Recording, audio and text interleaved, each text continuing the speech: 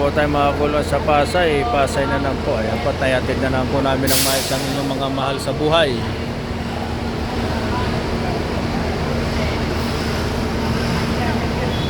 At medyo matumal ngayon ang ating biyahe. Pero okay din naman, marami rin naman tayo nakukuha ang pasahero.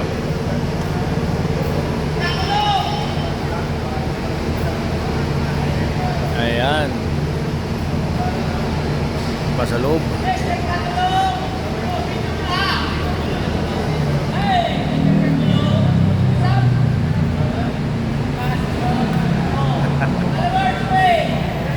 Ayan o.